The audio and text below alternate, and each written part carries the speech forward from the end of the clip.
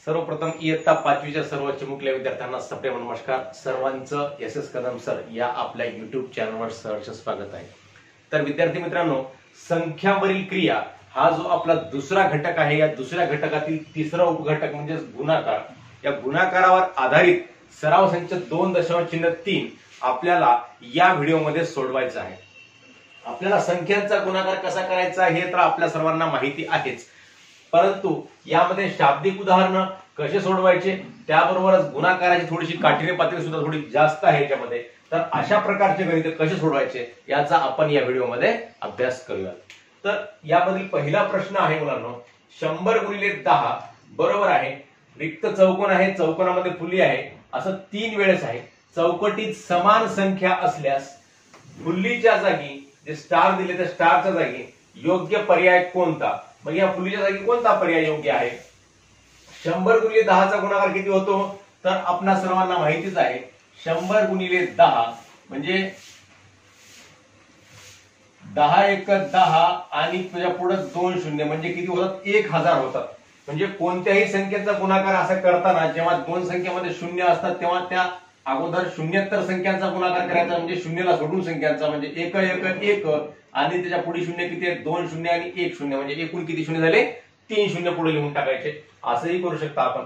मग आता याच्यामध्ये कोणत्या 3 संख्यांचा गुणाकार 1000 येतो? म्हणजे 3 वेळेस शून्य आहे, म्हणजे तर कोणत्या 3 वेळेस शून्य म्हणजे 10 गुणिले 10 गुणिले 10 अशा या 3 संख्यांचा गुणाकार 1000 येत असतो. याचा गुणाकार म्हणजेच 10 गुणिले 10 गुणिले 10 म्हणजे 10 या संख्येचा 3 वेळेस गुणाकार केला तर 1000 येतो. 1 चा येऊ शकेल का? नाही. 1 चा गुणाकार किती वेळेस करा? 2 वेळेस करा, 3 वेळेस करा, 4 वेळेस करा, 1च येतो. 100 चा गुणाकार 3 वेळेस केला तर हे 2 2 शून्याचा गुणाकार 3 वेळेस म्हणजे 2 2 2 4 4 2 6 वेळेस शून्य येतात, म्हणजे खूप मोठी संख्या होते. हे 3 आणि 3 6, 6 आणि 3 9 वेळेस शून्य येतात. 1000 गुणिले 1000 गुणिले 1000 केलं तर म्हणजे ह्या संख्या सगळ्या मोठ्या होतात. आणि या 10 ने जर 3 वेळेस गुणाकार केला तर याचा 1 शून्य, याचा 1 शून्य, याचा 1 शून्य, म्हणजे एकूण किती शून्य झाले? 3 शून्य. आणि 1 1 1 1 1 1 1 ला 1, मग पुढचे 3 शून्य म्हणजेच 1000 होतात. तर याचा पर्याय क्रमांक 1 हे उत्तर आहे. 23 गुणिले रिक्त चौकोन बरोबर आहे 207. तर रिक्त चौकोनामध्ये कोणती संख्या येईल? तर याला म्हणतात गुण्य, याला म्हणतात गुणक. म्हणजे गुण्य, गुणक आणि गुणाकार. गुण्य म्हणजे गुणणारी संख्या, गुण्य म्हणजे ज्या संख्येला आपण गुणतो ती संख्या, आणि गुणक म्हणजे ज्या संख्येने गुणतो ती संख्या म्हणजे गुणणारी संख्या. बरोबर आहे 207. मग गुण्य आणि गुणाकार दिला, गुणक काढायचा. कसा काढायचा? किंवा गुणक आणि गुणाकार दिला तर गुण्य काढायचा. जेव्हा या 3 संख्यापैकी गुण्य आणि गुणक पैकी एक दिलेला असतो आणि गुणाकार दिलेला असतो, दुसरा जेव्हा काढायचा असतो काय करायचं? सोपी गोष्ट आहे. काय करायचं? या गुण्यानं या गुणाकाराला भागायचं. म्हणजेच काय होते? 207 भागिले 23. 23 एक 23, 23 2 46, 23 3 69, 23 4 92, 23 5 115, 23 6 138, 23 7 161, 23 8 184, 23 9 207. 23 गुणिले म्हणजेच 23 आणि 9 चा गुणाकार काय होतो? तर 207 होतो. म्हणजे या ठिकाणी काय येईल? तर 9 येतो. पर्याय क्रमांक 3 बरोबर आहे. तिसरा प्रश्न आहे 17 अधिक 17 अधिक 17 अधिक 17 अधिक 17 म्हणजे 17 ची बेरीज किती वेळेस आहे? 5 वेळेस. म्हणजे यालाच आपण 17 गुणिले 5 असंही करू शकतो. 17 5 85 म्हणजेच 17 गुणिले 5 85 होतात. म्हणजे 17 ची बेरीज 5 वेळेस केली तर 17 5 85 होतात. 502 गुणिले 78 या ठिकाणी आपल्याला गुणाकार करायचा आहे. 502 चा आणि 78 चा गुणाकार करताना तुम्हा सर्वांना माहितीच आहे कसा गुणाकार करायचा. उजवीकडून डावीकडे याचं गुणाकार करत. उजवीकडचा अंक कोणता आहे? या ठिकाणी हा आहे गुण्य आणि हा आहे गुणक. या गुणकानं या गुण्याला गुणायचंय. मग 8 न गुणायचा अगोदर उजवीकडच्या अंकानं. 8 दोन्ही 16 ला 6 लिहायचे, हातचा आला 1. 16 ही संख्या 1 च्या पुढे 6 म्हणजे त्याच्यामधली उजवीकडची संख्या लिहायची आणि डावीकडची संख्या काय करायची? हातचा घ्यायची, म्हणजे 1 हातचा घेतला मुलांनो. मग 8 0 0 0 आणि 1 1, 8 5 40.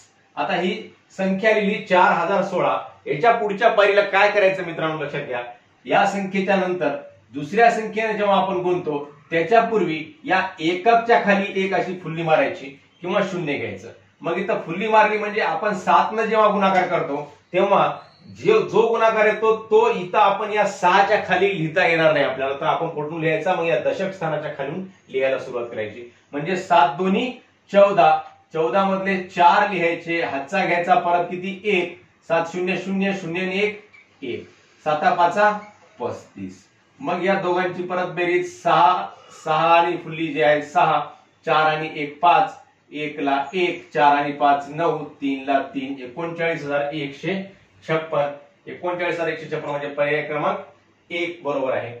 40 गुणिले रिक्त चौकोन बरोबर 32 शतक. 32 शतक सांगितलं म्हणजेच किती 3200. तुम्हाला जसं सांगितलं गुण्य आणि गुणक पैकी एक दिला आणि गुणाकार दिलं तर काय करायचं, जो दिलेला आहे त्या संख्येनं आपल्या गुणाकाराला काय करायचं, भागायचं. 32 शतक म्हणजे काय होतात, 32 गुणिले शतक, शतक म्हणजे 100, म्हणजेच किती होतात, हे 3200 होतात. 3200 3200. 32 गुणिले शतक बरोबर 3200.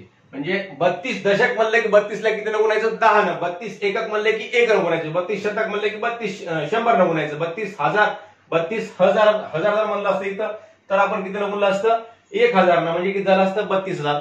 ही बाब समजून घ्या. मग 3200 सांगितलंय म्हणजे काय, मग आता 3200 भागिले 40.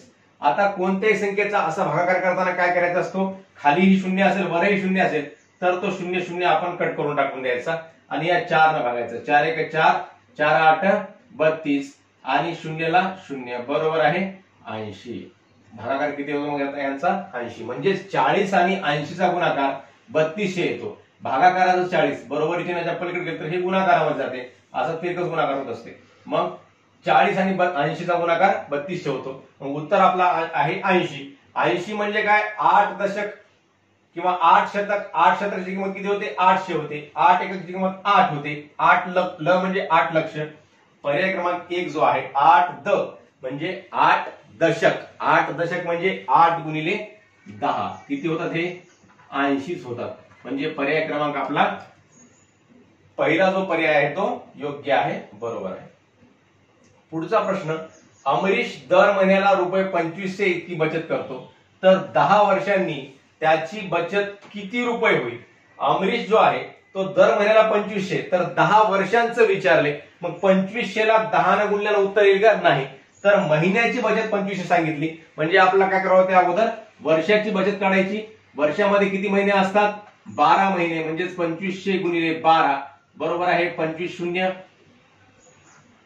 खालच्या ओळीतून उतरलो 25 0 0 25 0 सॉरी 12 0 0 12 0 0 12 5 60 ला 0 हातचे आले 6.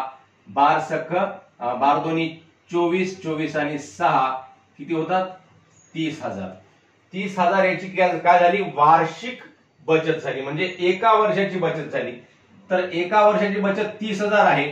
तर किती वर्षाची बचत विचारले, 10 वर्षाची. मग 30,000 ला 10 न गुणलं म्हणजे काय होते, 30,000 गुणिले 10. पुढच्या पायरीमध्ये करू म्हणजे कारण याचा अर्थ बिघडून जाईल पुन्हा. 2500 गुणिले 12 बरोबर 30,000 आहे. 2500 गुणिले 12 बरोबर 30,000 गुणिले 10 केलं तर त्याचा अर्थ बिघडून जातो. मग आता 30,000 गुणिले 10.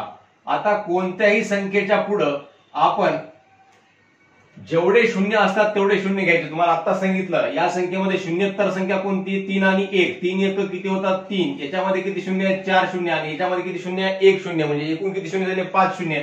या 3च्या पुढे 5 शून्य लिहून टाकायचे. 1 2 3 4 5 किती झाले आता हे, एकक दशक शतक हजार 10,000 लक्ष म्हणजेच 3 लक्ष. तर पर्याय क्रमांक 3 उत्तर बरोबर आहे. आता पुढचा प्रश्न आहे, पुढीलपैकी चुकीचे विधान ओळखा. मग पहिला, या 4 विधानापैकी एक विधान चुकीचं आहे सांगितलेलं आहे, ते आपल्याला ओळखायचं आहे. मग पहिलं जे विधान आहे, कोणत्याही संख्येला 1 ने गुणल्यास उत्तर तीच संख्या येते. कोणत्याही संख्येला, जगातल्या कोणत्याही संख्येला 1 न जर गुणलं तर उत्तर तीच संख्या येते. हे विधान 100% बरोबर आहे. 5 गुणिले 5 5 होतात. 100 गुणिले 5 गुणिले 1 5 होतात. 100 गुणिले 1 सुद्धा 100च होतात. 1000 गुणिले 1 सुद्धा 1000 होतात, 1 लक्ष गुणिले 1 सुद्धा 1 लक्ष होतात. म्हणजे कोणत्याही संख्येला 1 न गुणल्यानंतर गुणाकार तीच संख्या येतो, हे विधान बरोबर आहे. पण आपल्याला कोणतं पाहिजे? चुकीचं पाहिजे. कोणतीही संख्या आणि शून्य यांचा गुणाकार तीच संख्या असते. आता या विधानामध्ये काय सांगितलं? कोणतीही संख्या आणि शून्य यांचा गुणाकार. समजा 4 गुणिले 0 केलं तर याचा गुणाकार 4 असते, असा याचा अर्थ होतो. तर असं असते का? तर नाही. कोणतीही संख्या आणि शून्य यांचा गुणाकार काय येतो? शून्य येतो.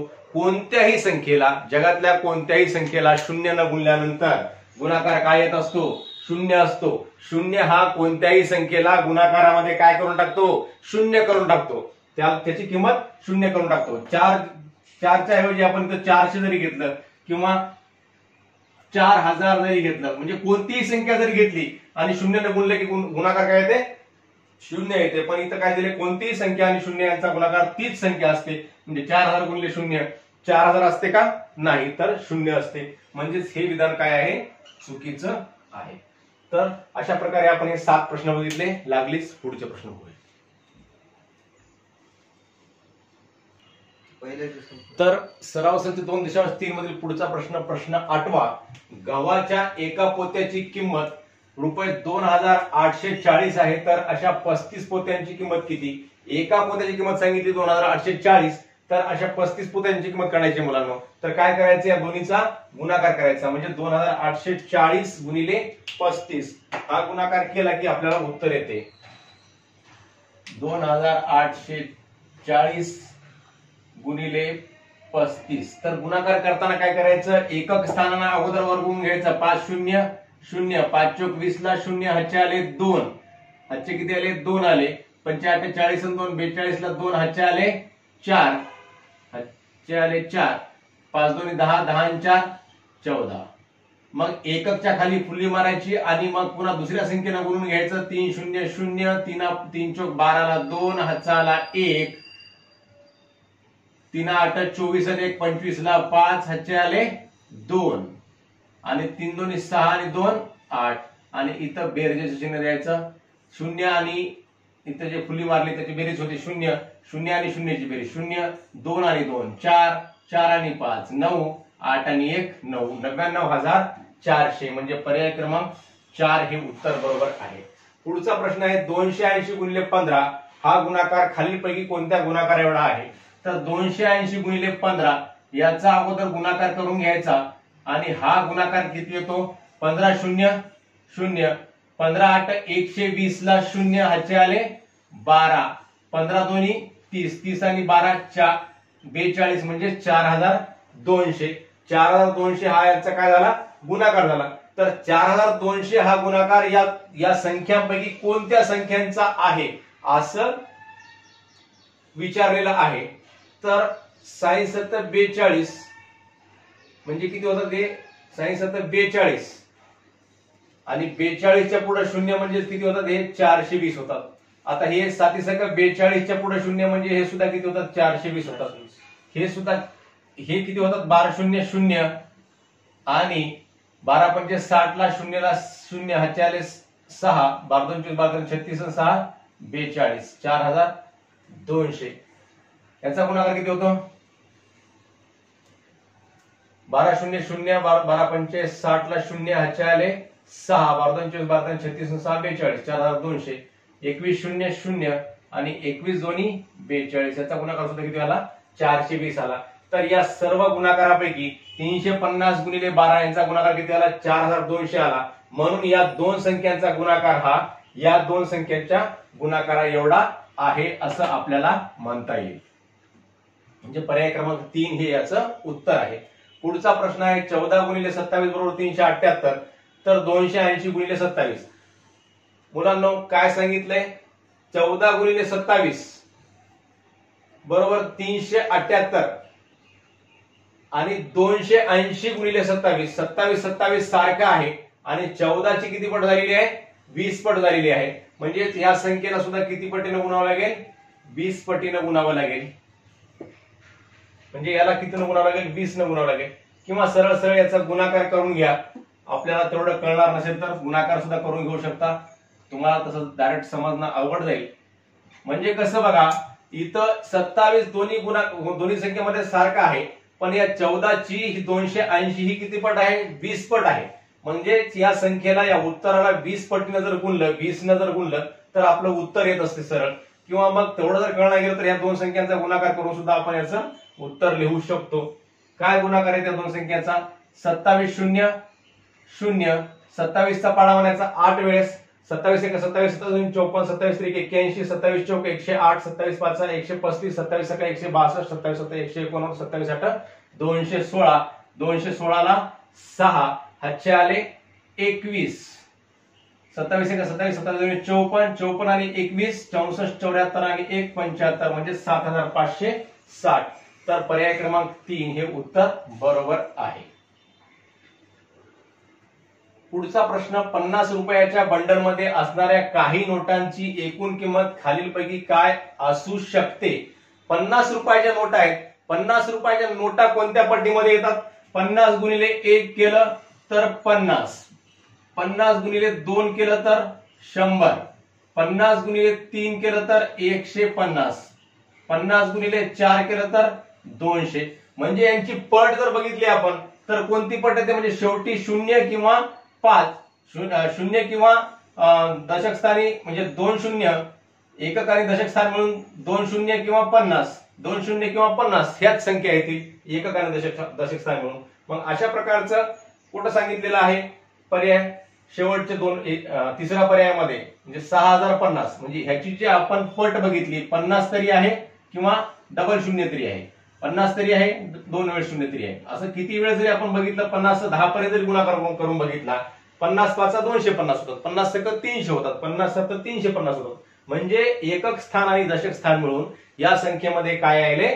2 वेळ शून्य तरी येत आहे किंवा 50 तरी येत आहे. मग 50 असलेला किंवा 2 वेळेस 0 असलेला पर्याय कोणता आहे याच्यापैकी?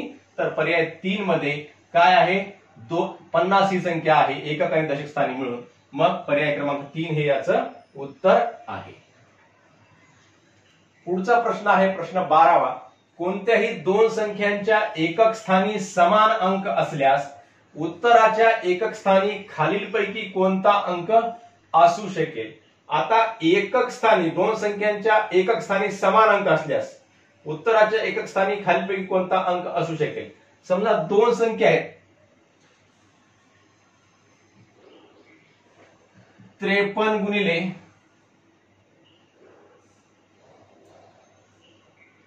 कोणत्याही दोन संख्यांच्या गुणाकाराचे आहे का?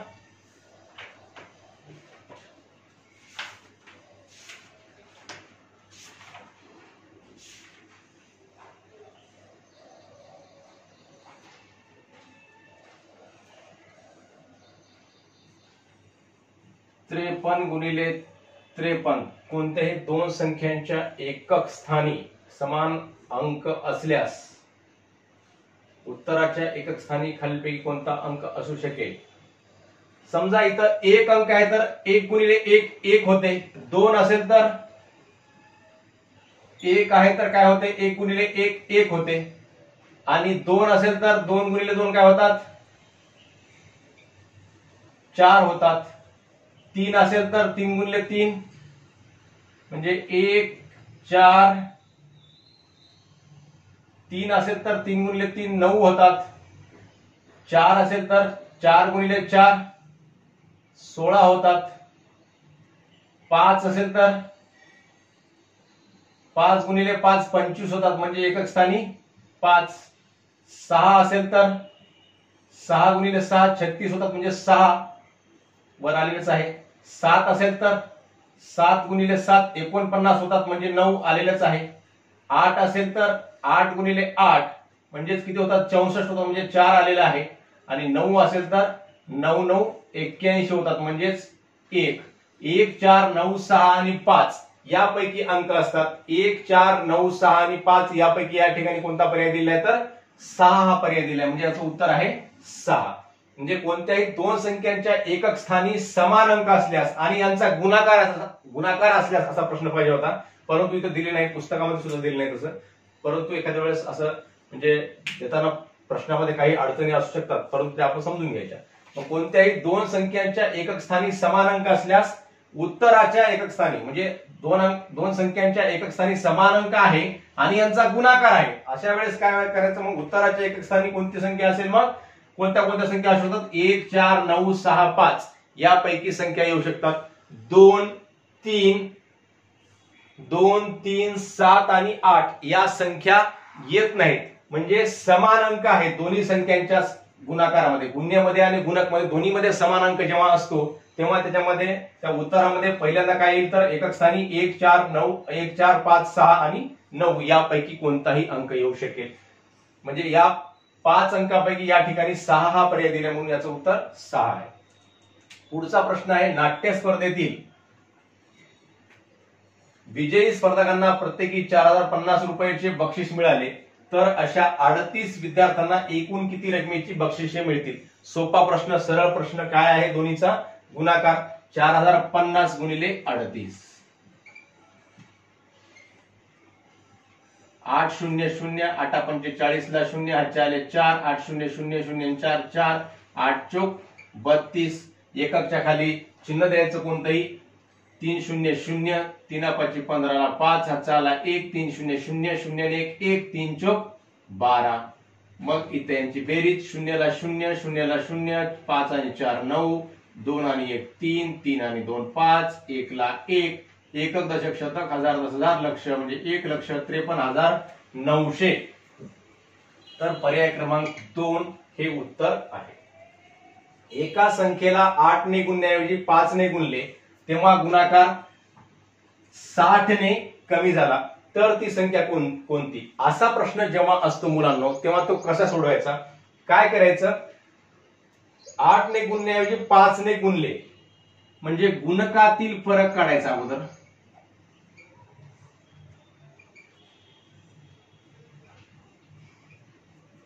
बरोबर आहे. 8 वजा 5 बरोबर आहे 3. आणि गुणाकारातील फरक किती आहे? मग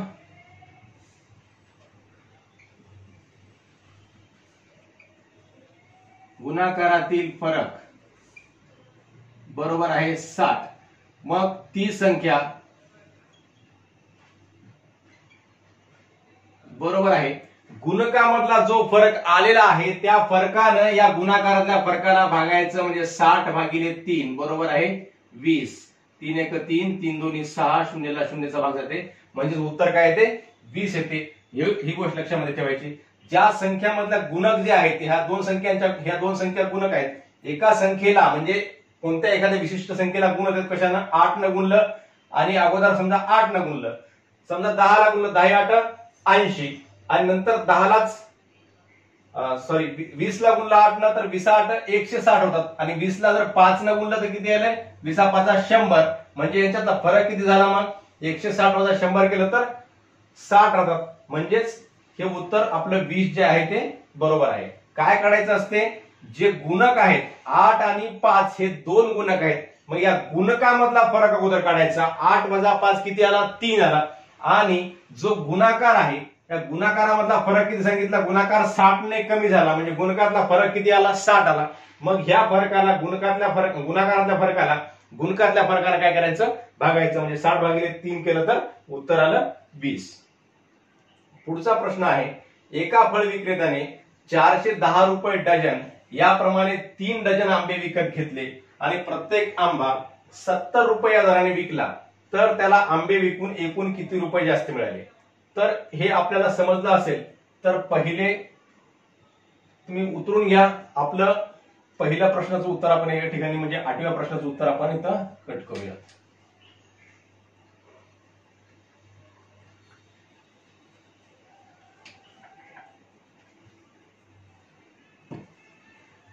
₹410 डझन याप्रमाणे 3 डझन आंबे विकत घेतले म्हणजे त्यांची खरेदी किंमत अगोदर काढावी लागते.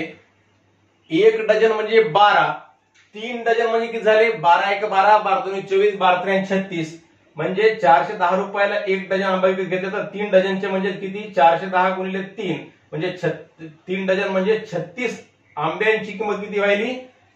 410 गुणिले 3 करायचं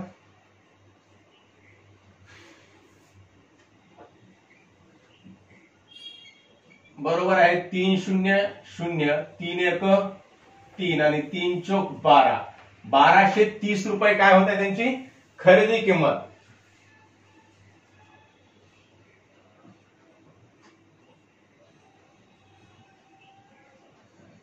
ही काय आहे खरेदी किंमत. आता विक्री किंमत,